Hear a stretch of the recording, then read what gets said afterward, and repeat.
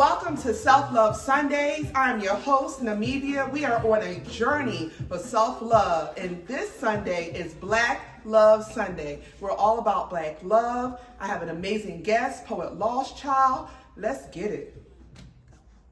Welcome back to another Self-Love Sunday. It is Black Love Day. My name is Namibia. I am your host. I'm here with Poet Loschil. Thank you for being here. Thank you for having me. Yes, absolutely. But I want to get into exactly what Black love means. Now, when you think of Black love, you might be thinking of something just romantic, but that's not what it is. And that's not the only thing it is. Black love is a reset, basically. It's a reset. It's about connecting back to our Creator. It's about self-love. It's about love of our family. It's about love of our community. It's about sharing and just being kind to one another. And a lot of people say, well, why would we need this? Well, our people, we need healing. We absolutely need healing. We need to know that we are loved. We need to express love to one another. If you look at the news and everything that's going on today, we can all need more love. Now, some people might say that all love matters. Yes, it matters, but in this space right here, we are talking about Black love. We're talking about melanated people because we need it. So specifically, I'm talking about people, Black love, Black people. And so I invited one of my brothers here who is pro Black love. I think so, Yes, absolutely. And just to come and share in the conversation about Black love and what it means to you, and also a little bit about his self-love journey, because we're all on a journey, and that means that we haven't arrived yet. Like even me, I want to let you know that because I'm doing this does not mean that I have arrived to self-love. I'm on a mission, and I'm taking you all with me, and we're learning as we go along. I'm definitely a work in progress. So I want to turn this over to my brother right here, Poet Loschil. And just how are you doing? I'm good. Definitely, I'm good. I'm on this journey, and I'm sailing. I'm just here. Yeah. The sails are up and the winds are going, and I'm with it. Yeah. I just want to let people know that you started a podcast of your own and a journey of your own. Can you tell us a little bit about that? Yeah, it's called The Lost Files. Let's talk about it, and it's just. For me specifically, coming from the perspective of an adoptee I've never known who my parents were, and my adopted situation wasn't the best family to have or whatever. So I was never really encouraged when I was a kid. Oh, you're smart. Oh, you can do this. Oh, you can do that. So when I was younger, I was just kind of figuring this thing out on my own, and I didn't realize how much. You have to love yourself first before you can love anyone else. You have to know who you are first before you can kind of share yourself with anyone else. So realizing in these last few years, specifically in our community, we've seen outlets popping up everywhere, expressing the need for self-love specifically in our community. And it just fit me so well that every time I saw it, I just kind of jumped into it and incorporated different aspects into whatever it was that I was doing in my personal life, because it just made that much sense to me. Absolutely. And I mentioned that he was a poet, so I don't know if later on he might share a little bit of something. If you hang on a little bit, you may hear some of the creative masterpiece that this brother has, But when I talk about Black love, is very important, and we talked offline about this, is that it's not just romantic love. Right. It is really caring about the welfare of your brothers and your sisters. It's being your brother's keeper. Yes. It's being your sister's keeper. Is wanting for them what you want for yourself. Absolutely. And so what does that look like in a space coming from a male's perspective? You had mentioned that. I think definitely we men specifically are given the title of being the providers in the community, where we're the fathers, we're the brothers. So even outside of our homes, like one of the examples that I always use for men, that we're an example to some young boy somewhere. Right. Even if you don't have children. I remember as a young boy, I remember the older dudes on my block that I would look to when I'm like, yo, he drove the nice car, or yo, he got women in and out of his crib, yo, he the man. So good, bad, or indifferent, I noticed the older men around me and I paid attention. So I try to express that to adult men now, that regardless of whether you know it or not, there's a young man somewhere, whether it's in the building that you live in, the street that you live on, whether it's a nephew that maybe only sees you twice, 2 or 3 times a year at family events or whatever the case may be. We are, whether we choose to be it or not, we're definitely role models. Right. So we have to give that, we have to show these young men how to be men. Right. And in being men, it's not just treating our wives and our daughters a certain kind of way, but as a grown man, if you got your little nephew with you and he sees a lady walking down the street, she drops something, so you reach down, you pick it up, and you hand it to her, or you open the door for her. He realizes, okay, not just my mom, not just my girlfriend, not just my wife, but any woman that I see, I need to treat a certain kind of way. And I want to add something to that. And sisters, we got to make sure that somebody opens the door for. Let the brothers open the door for you. It's okay. If he wants to pick up something, pick it. Let him pick it up. I mean, I've been fussed out before. Like, I can get my own, whatever. But I've never taken offense to it because I understand where it's coming from. Right. What's been going on in our communities. Like, I think I speak on it all the time. Coming from a hurt place, though. Yes. I mean, and I speak on it all the time. I was about 30. I want to say about 32. I was walking down the street up in Orange, New Jersey, and there was an older black woman walking up the sidewalk, coming towards me. We were meeting at the sidewalk, and she crossed the street. So in my mind, I'm just thinking, okay, she just crossed the street because wherever she was going is on that side of the street. And something told me to turn around at some point. And once we got past each other, and I realized she was back on the sidewalk. She walked out in the street just to walk around me, and then got back on the sidewalk. And I'm like, okay, what is it that black women see in their young black men that they're afraid of, to the point where this woman dared not walk past me on it? And like I said, I don't know what I looked like that day, but it's just like we have to change that, because something's wrong with that this older black woman was so afraid of me just in passing that she walked out. And like I said, if she walked across and stayed on that other side of the street, she walked on the yellow line just to get past me, and then got back on the sidewalk, and it broke my heart. I wanted to turn around and say, excuse me, and talk to her. That might have made it worse. Yes, exactly. So I mean, I kept like walking, but that was like 15 years ago, but I still remember that. Yeah. And I'm like, something's wrong with that. It like, is we wrong. have to correct that. We have to fix that, because I can't say that would happen in any other community. If it's an Asian community, you got an Asian kid and an older, she's gonna, because if she sees that as, okay, this is my nephew, this is my grandson, and that's how we need to look at every older woman as our mother, our sister, our auntie, and have them, and they need to understand, because we need to train. We need that training first to understand that you definitely. I used to tell dudes all the time, you get mad when somebody call your sister a B, or whatever, but you out here calling other people's sisters B's. Like, it doesn't make sense. Make it make sense. So we definitely need to, I know I've gone off from the question. No, it's okay. No, we're on task, because even now, like, we are kind of like leaning towards the OGs. Like, we're leaning towards the OGs. No. I was walking down the street one day, and I seen a young dude, was good family, and he was like, what up, OG? It is what it is. Okay, you know what? You're right. I ain't mad at him, but it just caught me off guard, because when he said it, it was just, okay, I guess, And there's responsibility in that, to lead by example, because people are watching us. That's the point I was making. So if me as the OG sister trying to hang out and do what,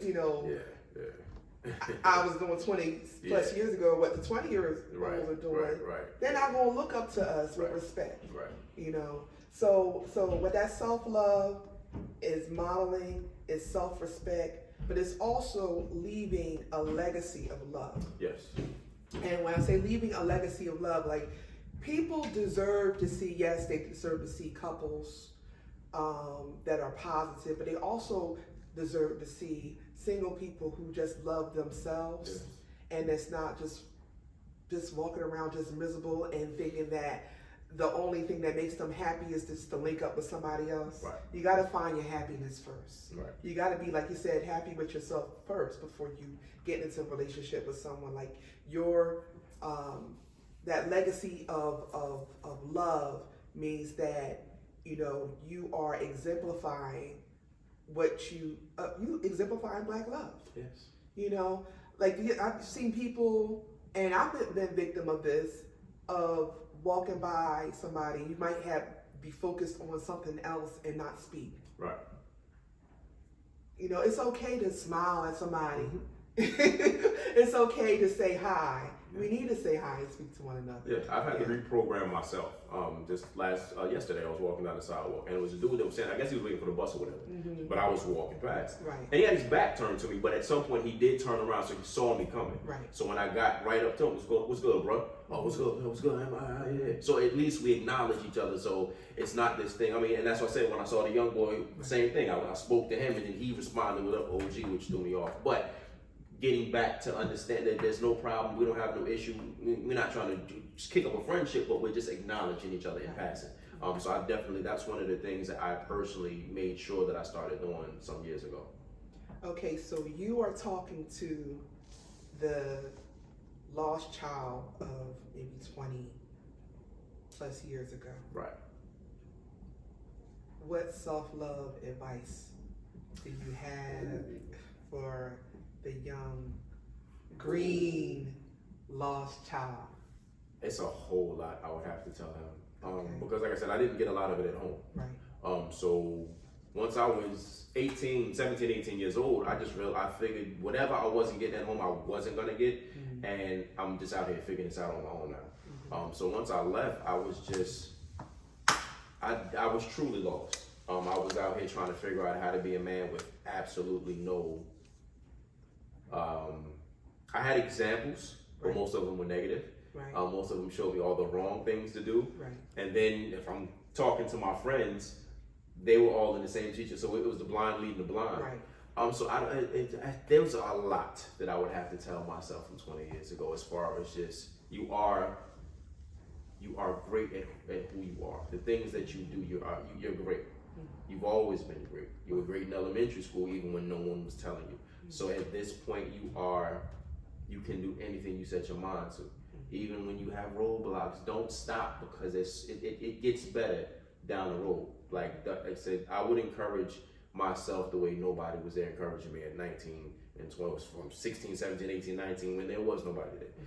So yeah, I would have, that would be I wouldn't write a book for the public. I could write a book for myself 20 years ago. Right. But it's a lot. Oof, I've never thought about that. They say when you're writing a book that you're writing for that person that you were before you went through this transition. I've never this thought about that. Yeah, until I just said it. Because there are people that need to hear that. They need to hear your story. You know. Interesting. Yeah. Revelation. Yeah.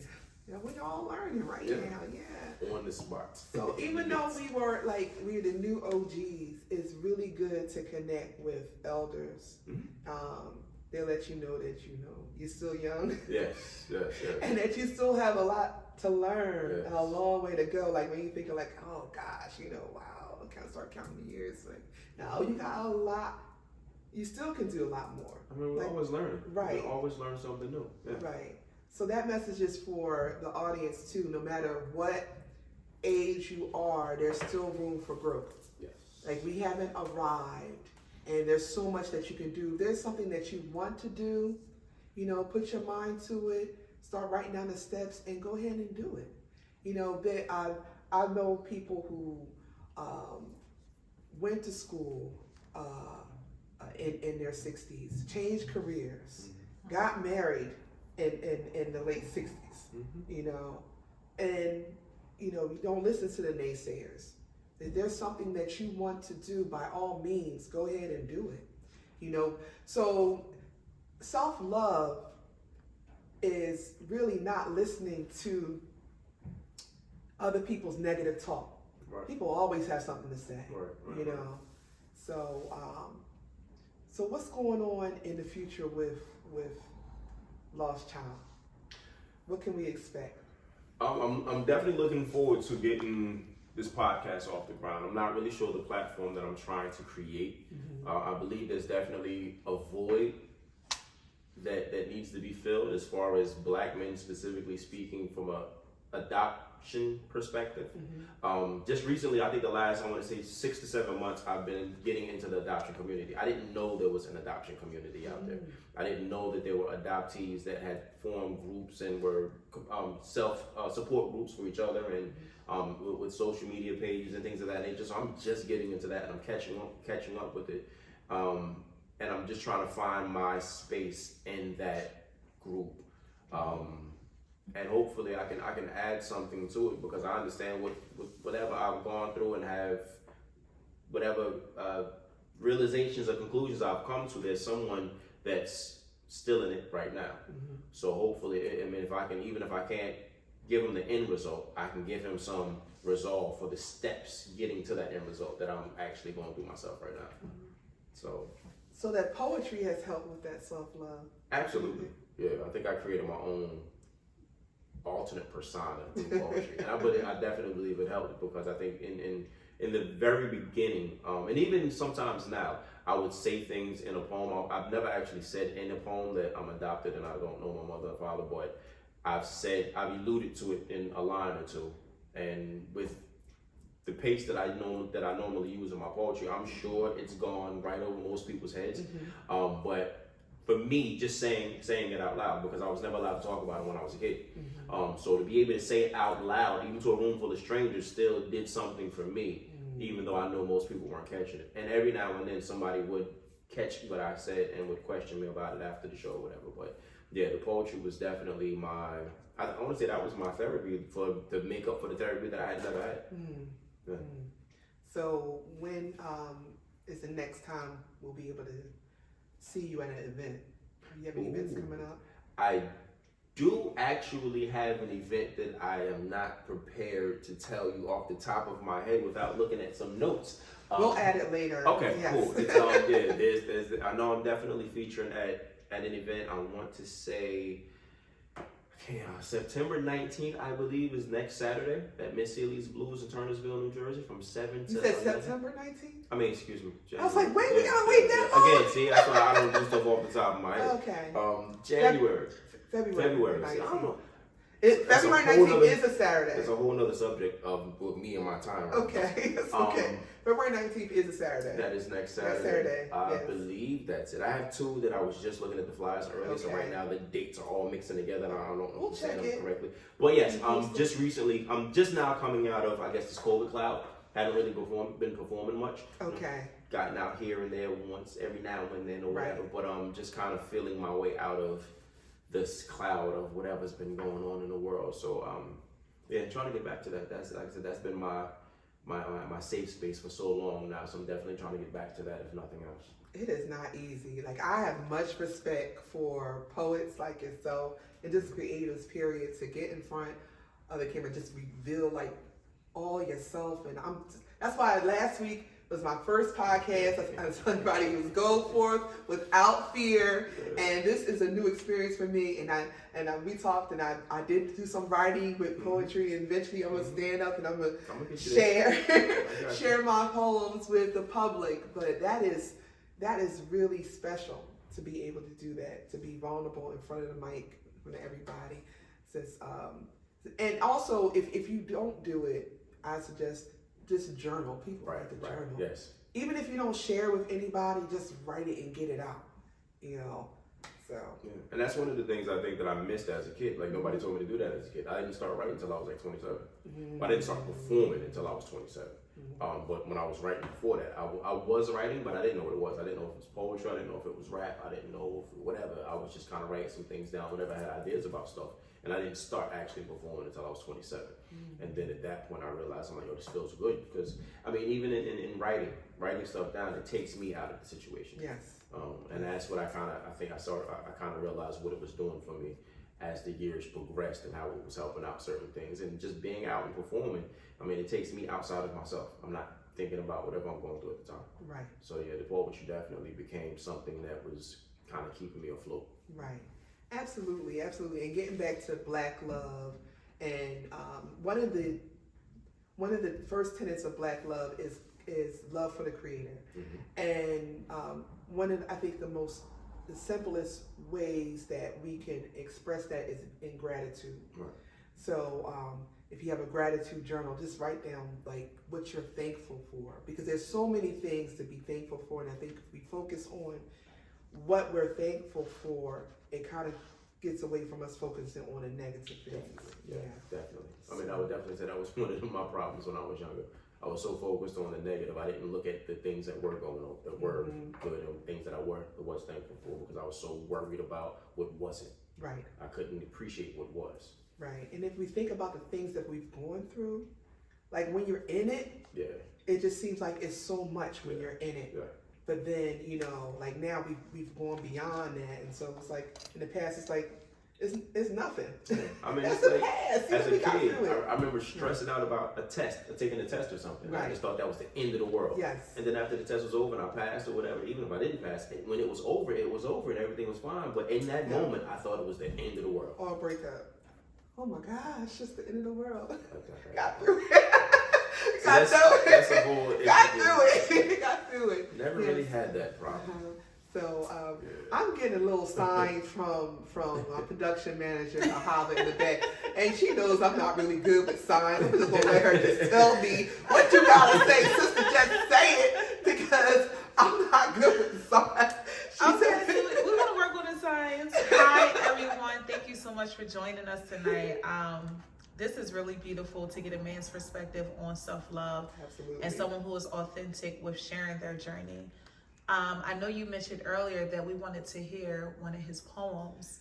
So I really just wanted to give him the opportunity to spit some fire for us. And ask you, would you like to stand or would you like to stay in a seat? No, I mean, I don't necessarily need any specific particular. All right. Right now? Right now. Oh, okay.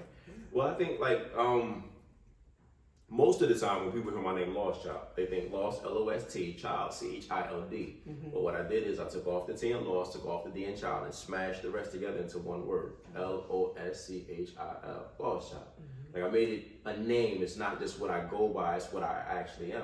Right. So the reason why I go by the name of Lost Child is because I am descended from that which I know not directly, but my complexion and hair texture point me in an undeniable direction, connected with my demographic section, perfecting the pattern of manhood manufactured by man who actually knew what it meant to be men. Far from perfect in relation to salvation and sin, but grounded on that foundation laid for us way back when, like back when a man would make a child and then stick around to see that child grow and nurture with a strong hand. So right from wrong, the child will know. But currently there seems to be some common misconceptions about us men of color, characterized by these clowns on TV. We be that which we see as detrimental when our own eyes liken to the lies laid out for our own demise. At some point, somewhere, we've got to sever these ties, like try unplugging the TV, maybe changing the radio station, because reality TV can't be reflective of the future that we're facing, erasing our royal lineage passed down from generation to generation through the word that's spoken and the stories that's told. And well, I choose to hold fast to these truths, which are self-evident that we as a people have evidently been led to forget, letting someone else tell us who we are and how we're supposed to dress, how we're supposed to talk, and how we're supposed to walk in the ways of wayward man. While I stand here today before my peers,